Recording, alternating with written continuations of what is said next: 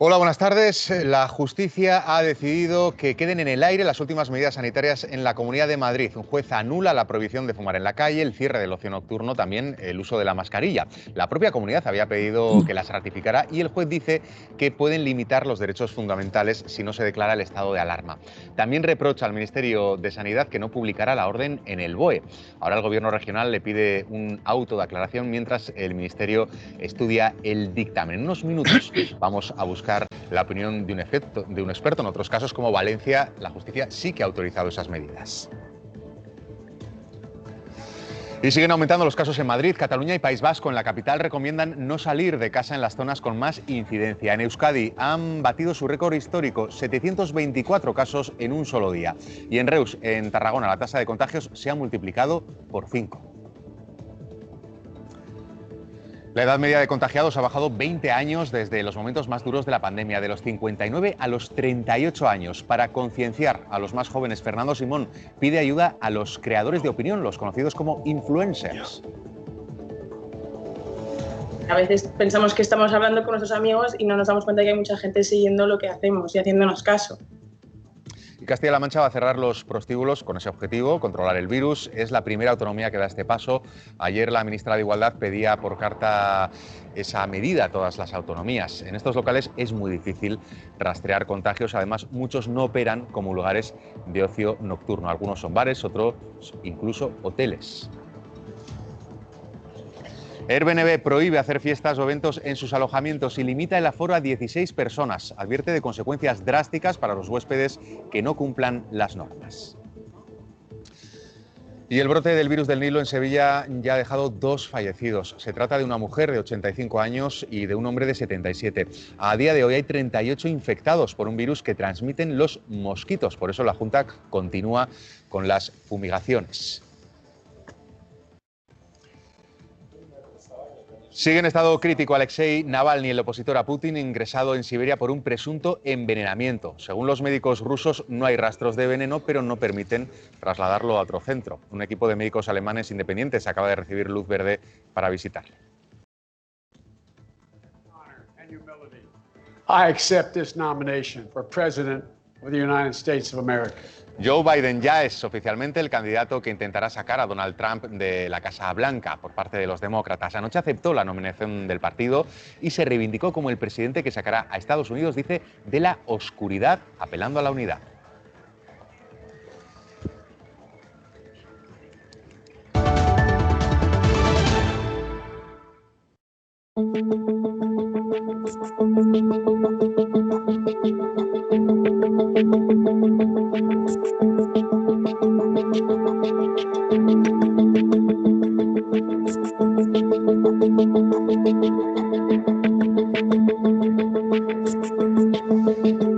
Pues son algunas de esas medidas que un juez de Madrid ha decidido anular en la propia comunidad. Se adaptaron el día 18 y ahora nos encontramos con muchas dudas sobre qué puede ocurrir, así que vamos a intentar resolverlas con la ayuda de Francisco Velasco Caballero, que es catedrático de Derecho Público, también de Filosofía Jurídica de la Universidad Autónoma de Madrid. Señor Caballero, buenas tardes, gracias por acompañarnos. Hola, buenas tardes. Velasco, bueno, Velasco, mi primer apellido es Velasco. Vale, pues le ruego que me disculpe. La primera pregunta, a día de hoy están anuladas estas medidas, es decir, ¿no nos pueden multar por tomar alguna de esas decisiones que ha anulado la justicia o estamos en una suerte de limbo legal? No, bueno, no están anuladas. Lo que ha hecho el juez del juzgado de lo contencioso número 2 ha sido no ratificar las medidas, porque estas medidas en principio es una cosa muy extraordinaria, pero tienen que ser ratificadas por un juez. Y no las ha ratificado, lo cual significa que ahora mismo esas medidas no están vigentes, pero hay que tener en cuenta que, por ejemplo, el uso de mascarillas ya era obligatorio por un Real Decreto Ley anterior, 21/2020, y por tanto, por ejemplo, por el no uso de mascarillas en las condiciones que se regulaban en ese Real Decreto, pues evidentemente se pueden imponer sanciones las que estaban previstas en ese Decreto Ley. Ahora, todo lo demás, lo referente al ocio nocturno, no fumar en la calle, etcétera, etcétera, en principio ahora mismo no es obligatorio y por tanto no es sancionable. Bueno, uno de los argumentos que da el juez es, por ejemplo, que el Ministerio de Sanidad no había publicado la orden en el BOE. Me gustaría saber, ¿procedía esa publicación, pese a que es competencia de las autonomías? Y si se hubiera publicado, ¿ya podríamos decir que habría dado luz verde o habría que esperar a ese estado de alarma al que también hace referencia?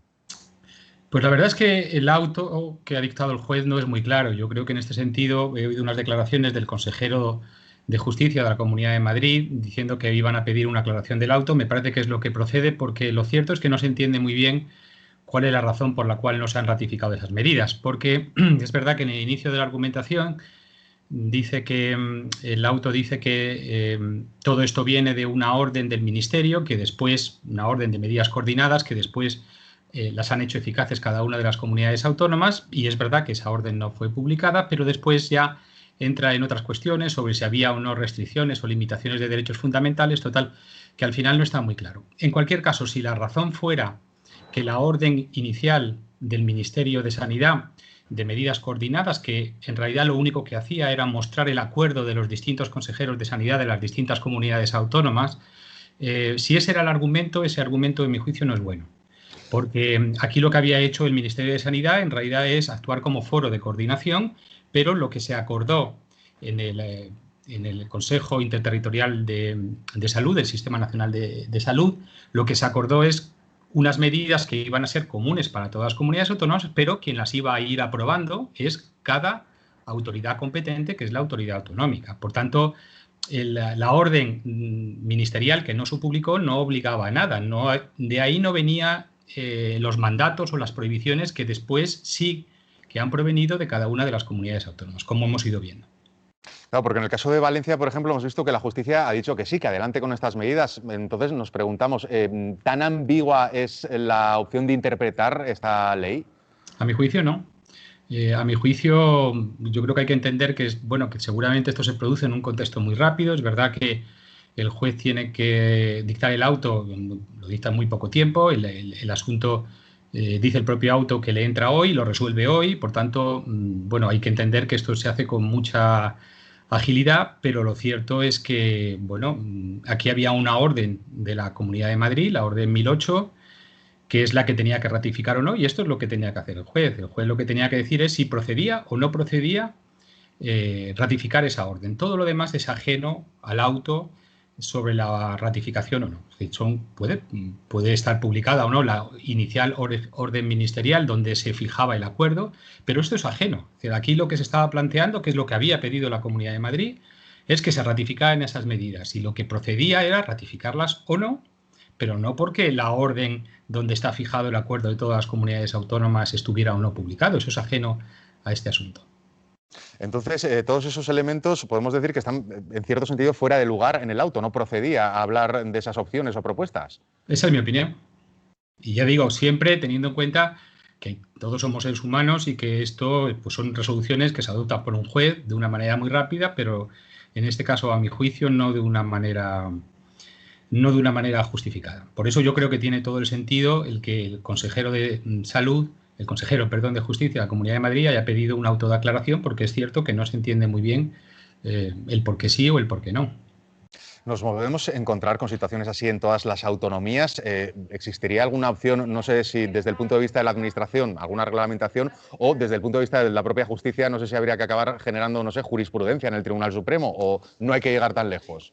Bueno, pero esto no es un fenómeno que solamente haya pasado con la COVID. Esto es un fenómeno propio de un Estado de Derecho, donde se adoptan muchas medidas, muchas de ellas son idénticas o parecidas, pero por razones de competencia territorial le corresponde conocer de ellas a unos jueces o a otros. Y entonces, se van unificando criterios. Unos jueces inicialmente toman un criterio, pero también se inspiran en los criterios que han adoptado otros jueces, y al final se va produciendo una cierta homogeneidad. Esto pasó también al inicio, antes de la declaración del estado de alarma, que ya hubo las primeras ratificaciones judiciales de medidas, que fueron en aquel tiempo la suspensión de la actividad educativa, algunos confinamientos con Murcia, en el País Vasco, etcétera.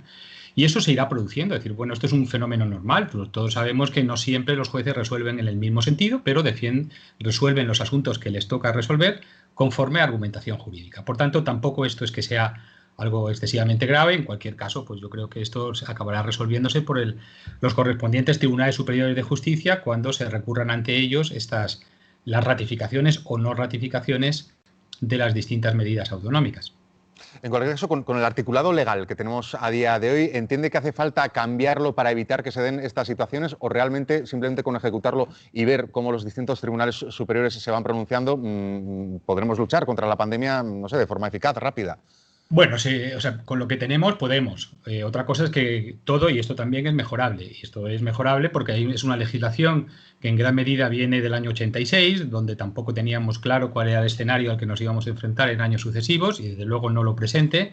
Y claro que tendría sentido mejorarlo. Lo que pasa es que, bueno, las leyes tienen unos procedimientos complejos y también las leyes requieren unas mayorías parlamentarias que no siempre en todas coyunturas se dan. Por tanto, con lo que tenemos podemos, que es mejorable, por supuesto. Es mejorable, han pasado muchos años desde aquella legislación y por supuesto que es mejorable. Pero yo creo que más bien, mi impresión es que más bien esto que estamos viviendo hoy en la Comunidad de Madrid va a ser un auto más bien aislado. Es decir, no creo que esto se vaya a prodigar.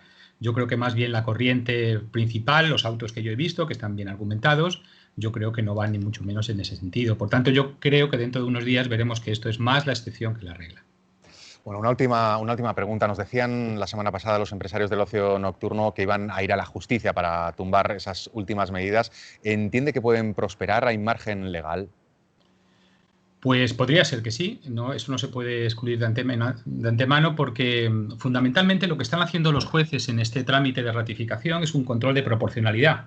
Lo que están midiendo es si, a la vista de la situación epidemiológica y sanitaria en cada caso concreto, procede o no procede adoptar medidas más gravosas o menos gravosas. Entonces, es un test de proporcionalidad que va a depender mucho, y en esto sí que es muy importante hacer hincapié, va a depender mucho de la información que la propia comunidad autónoma aporte a los jueces cuando les pide la ratificación.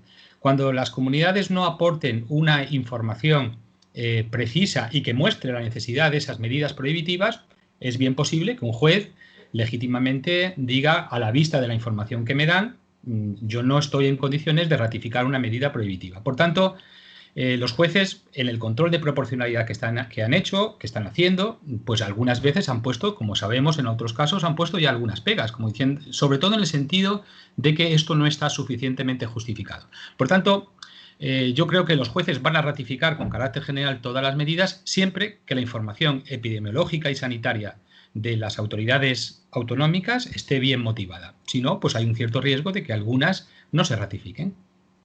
Francisco Velasco Caballero, muchas gracias por haber atendido a la llamada del Canal 24 Horas. Muy buenas tardes. Gracias a vosotros. Bueno, precisamente este viernes se cumplen además 2 meses del final del estado de alarma. Ya ayer Fernando